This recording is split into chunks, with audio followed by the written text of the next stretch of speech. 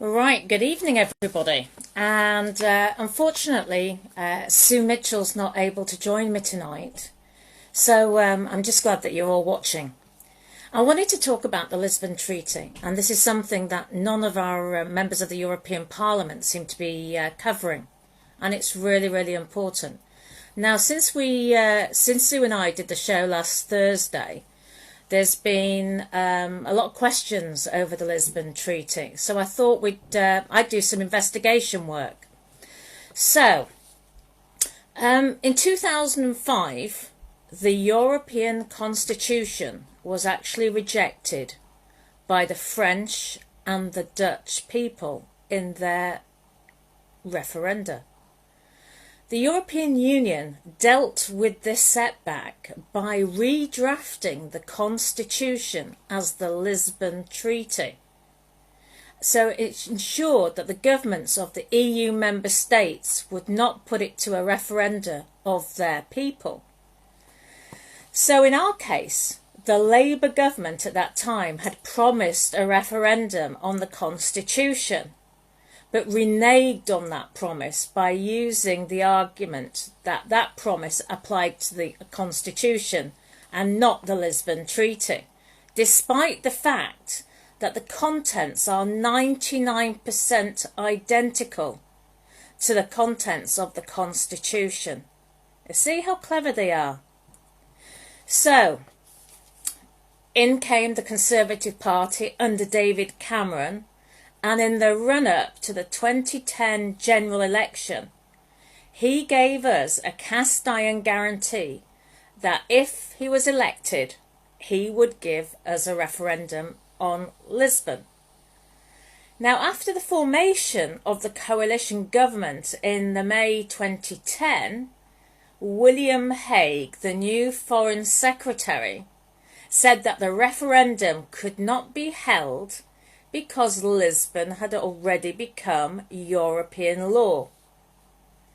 Now, of course, if Hague had understood the basics of the English Constitution, he would have realised that Lisbon had been enacted into law by means of an Act of Parliament. Then a referendum could have been held, and if Lisbon had been rejected by the people, then that act could have been repealed. But he basically clearly showed his and his government's acceptance that EU law is supreme, even way back then, even over parliaments of the future. So, as Sue and I mentioned last week, the Lisbon Treaty actually came into force on the 1st of December 2009, and it did many things. It made the EU a political entity with the power to enter into treaties and international agreements in its own right, which would bind its member states, and it conferred powers on the Union, which are normally the prerogative of the sovereign nation states. So can you see just how important the Lisbon Treaty was, or is?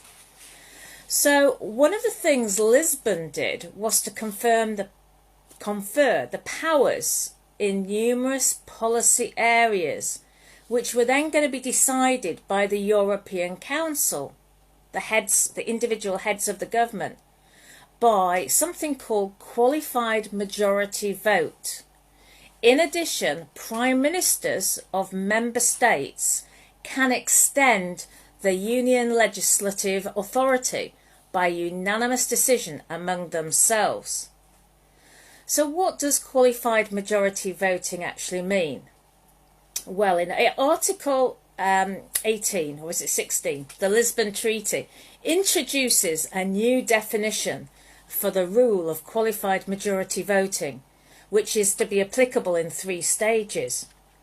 But basically, from the 1st of April 2017, so think about it, we had the referendum on the 23rd of June 2016. We needed to have come out there and then. We needed to have repealed the European Communities Act of 1972, because from the 1st of April 2017, so that's several months after the referendum, there was the rule of double majority, and that became obligatory. So henceforward, there was a blocking minority to be made up of at least 4 member states, so basically 4 countries, representing at least 35% of the EU population.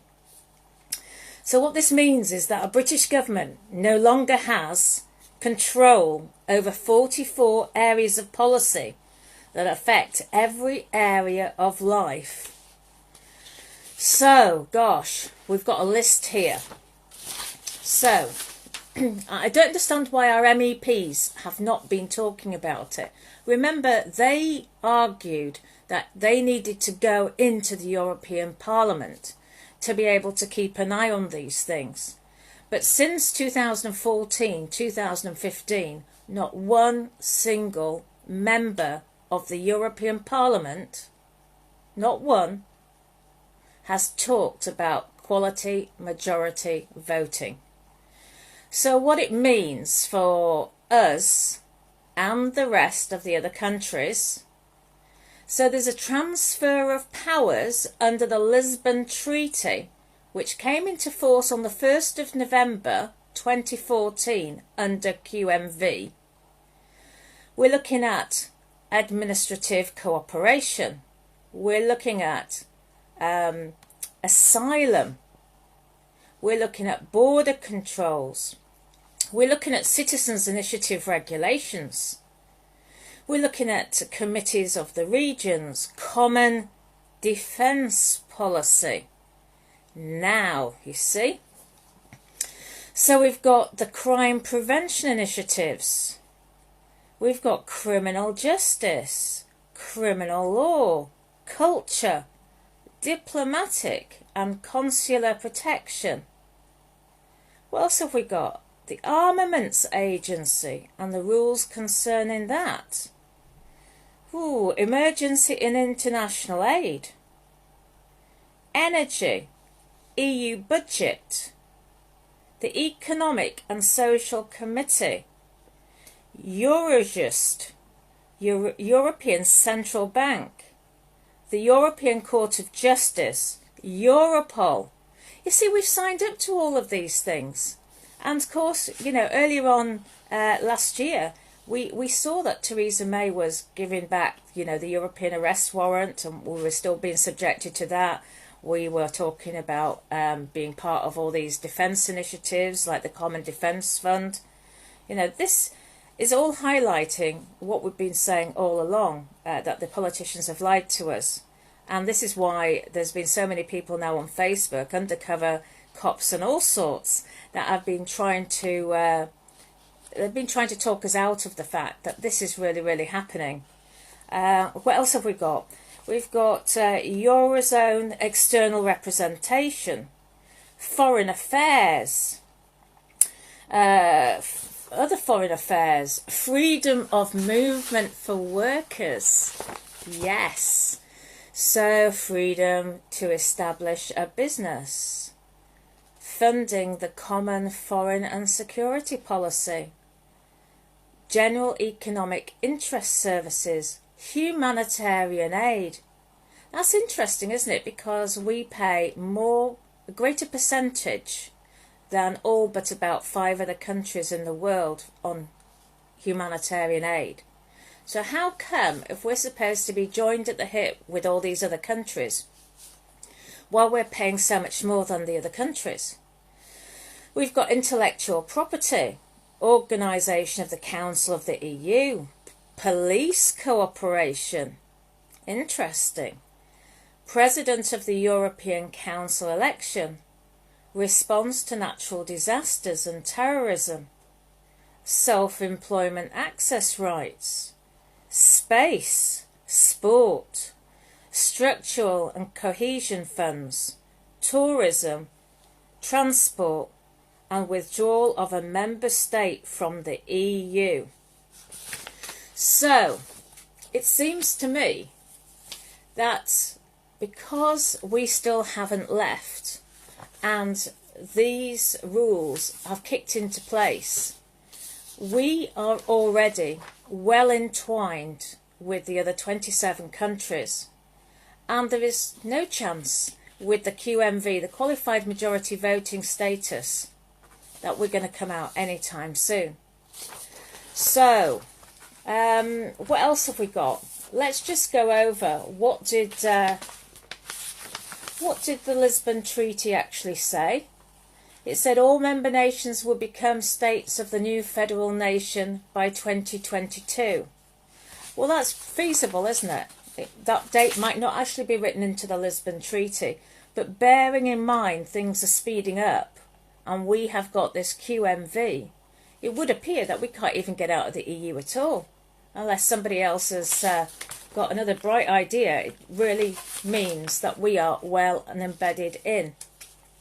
Now, it's interesting because I was just looking at dates for the diary for the EU Parliament later on this year, and because Romania has got 6 months to be president, they take it in turns which country holds loads of the events, and so they've got a lot of events going on in Bucharest.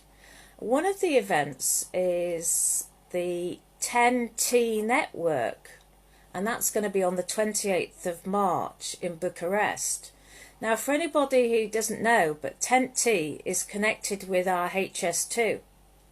So they're going to be discussing effectively HS2 on the 28th in Bucharest, and assume that we won't actually have any representation at that meeting, yet we're going to be carrying out the 10T network under the heading of HS2.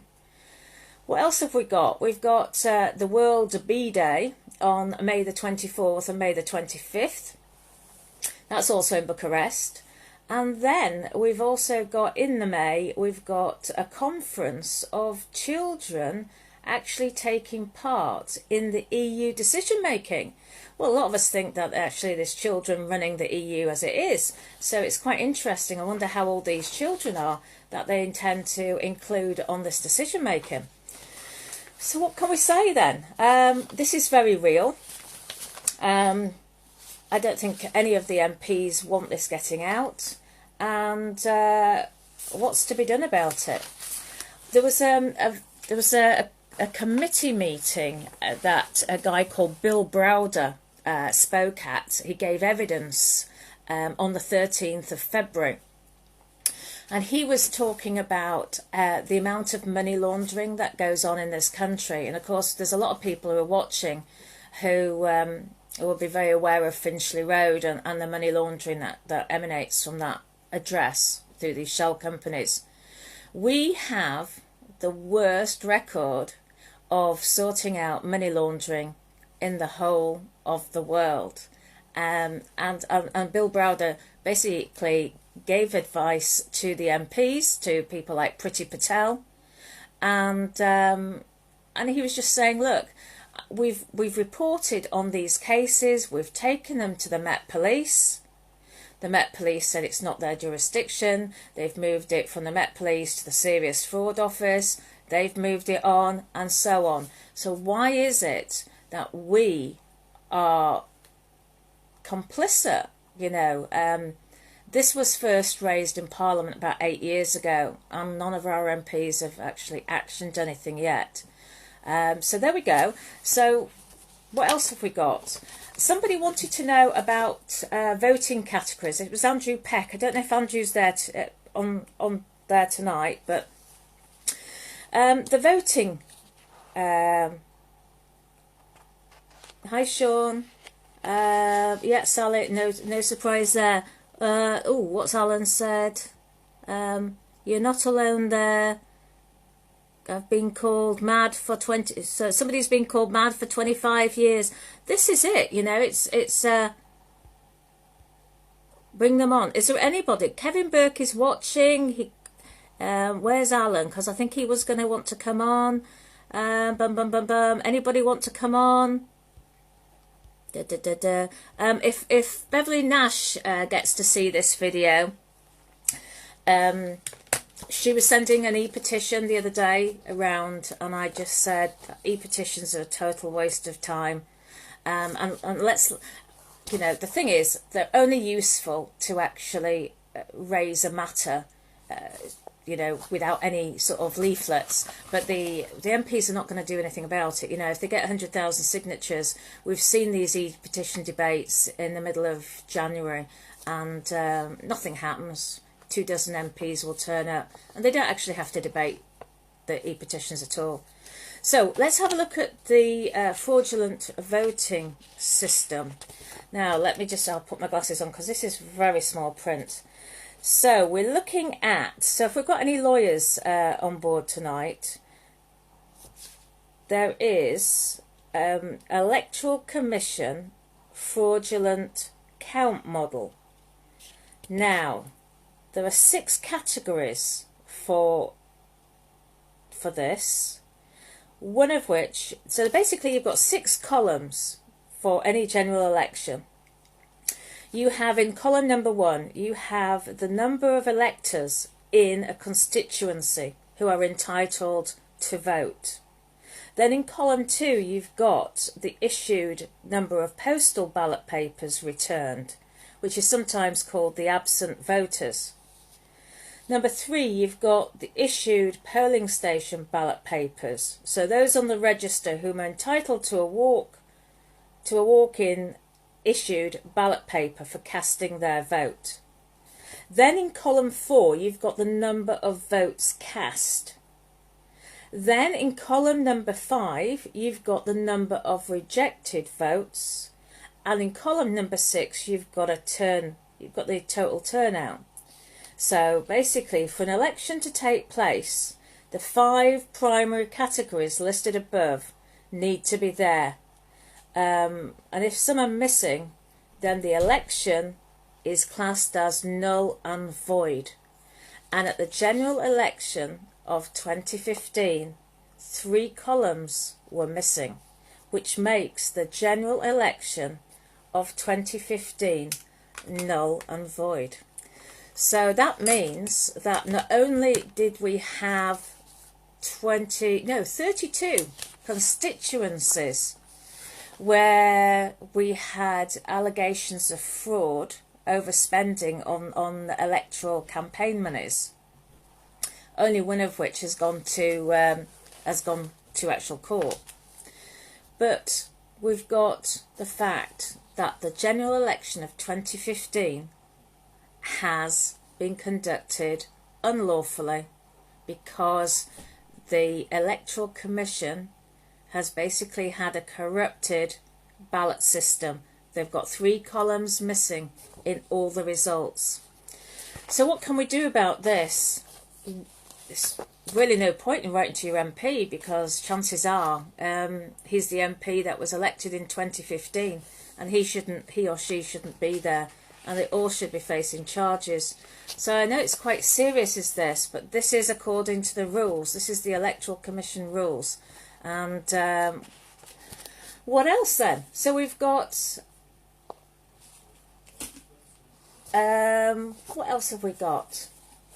As I say, we're going to have Sue here tonight, and unfortunately Sue's been taken away. So I think that's really concludes what I've got to say. We need to get this out. It is true that Lisbon Treaty is what we have to adhere to. And, you know, we are going to be tied in forevermore unless we do something seriously about it. So if anybody's got any questions, then please fire away. Otherwise, I'll say good night. Has anybody got any questions? Let me just check. Has Alan Ashford got any questions? Because I think he was going to... I think it rhymes with... Let's have a look. Take care all. All our MPs are sided with staying in. Well, yes. No private company will investigate fraud. They're all private companies. Yes, Yvonne. Because, of course, we've got... The UK is a private corporation. Hello, thank you, Martin. Chris Ford says Surrey police said they could not fund an investigation into money laundering. Smaller and poorer countries have done so. That's true. That's very true. So if other countries can sort out the money laundering, why can't we? In fact, yes, Sue, yes, Chris, that reminds me. Bill Browder was actually quoting several of the lords at the Select Committee hearing on the 13th of February, and he was saying very openly that why is it that some of these lords have accepted thousands and thousands of pounds from foreign countries, from foreign individuals, to subvert various practices in the UK.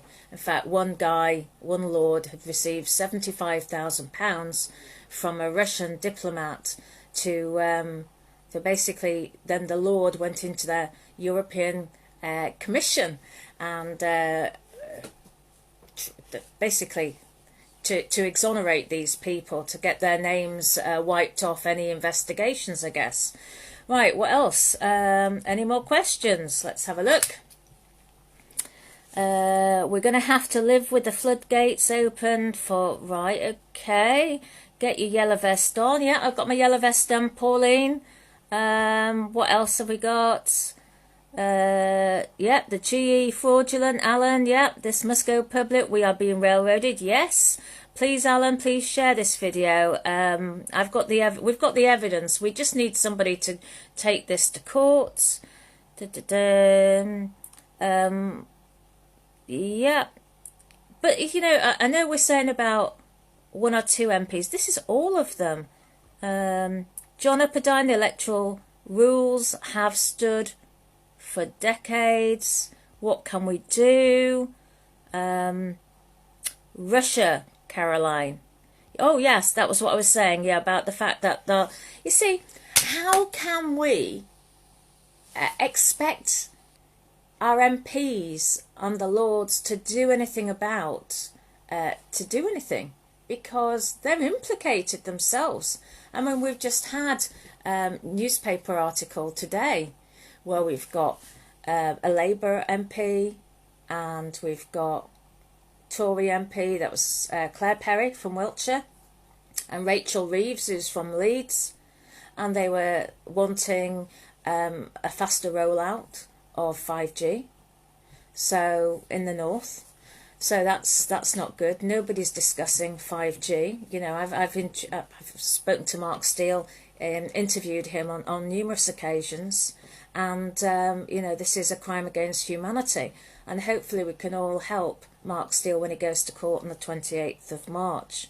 So we need to be there up in I think it's Newcastle Crown Court. So what else have we got? And then we've got Melanie Shaw, haven't we? Another case to court, I think something like the 3rd or the 4th of April.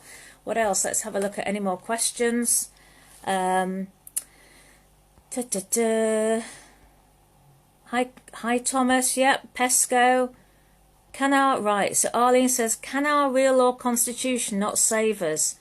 Well, yeah, I mean, you know, the Dragons would say, you know, with everybody going under the Article 61 oath, if you do that, please make sure you keep copies, because I know some of the barons have actually destroyed the Article 61 oath. So always, if you're sending a document that you sign, always go down to the library and get it photocopied before you send it off anywhere.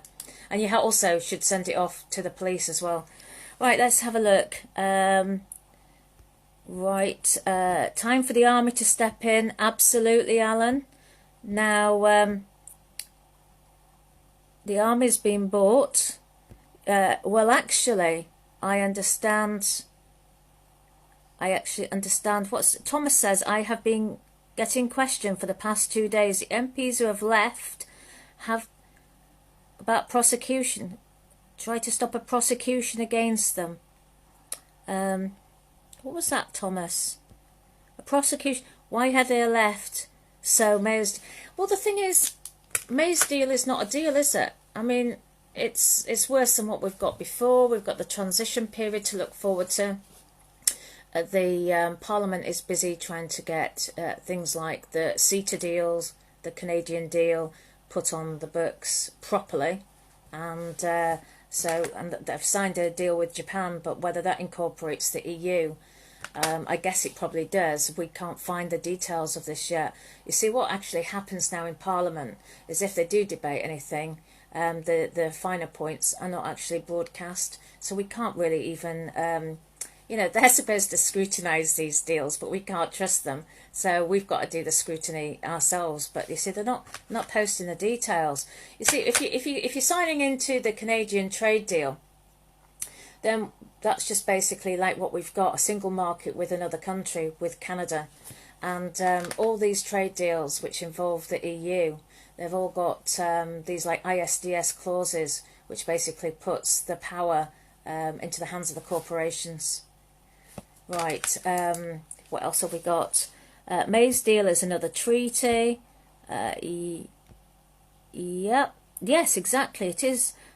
Tinky says hello, well said. All laws should be passed by the people. Yes, we do need, let's see what Alan said. Cannot find you, nope. All right, okay. Can somebody, right, okay, any more questions? So basically, the bottom line is, just to recap for those people who've missed out, we had a constitution which was basically virtually replicated 99%. The EU constitution was replicated by the Lisbon Treaty. And that has meant that Labour did not hold a referendum initially. But then we had a referendum in or out. We were not told the truth about the Lisbon Treaty. As I say, there was only one member of the European Parliament that covered this up to 2015 on the qualified majority voting status. So I remember reading, and if somebody can find it for me, because I can't find it on the internet, I remember reading in one of the newspapers on a Sunday just before Christmas, I think it was the Times, possibly the Telegraph, on page 2, and it was all about the taxation system. And what's going to happen is May, June, we'll have a central taxation system, and all this qualified majority voting stuff, it's all going to be swept away in regard to the taxation, because they need the money. So to fund all these projects, especially with the EU army, which we're going to be party to, and certainly we're still going to be party to the EU Defence Fund. So over and out for now. I hope you get this out. This is serious. This is more important than anything. We're going to be tied to the EU. We'll still have an open door immigration policy. We've signed the UN Migration Pact. People say, oh, well, we're going to have control of our borders. No, we're not. How can we have if we signed the UN Migration Pact? I know Sue Mitchell, who was going to be on tonight, she did try to do an e-petition, but of course it's too late because the pact has already been signed. And when was that discussed in Parliament? So our MPs were elected unlawfully. They are conducting themselves unlawfully.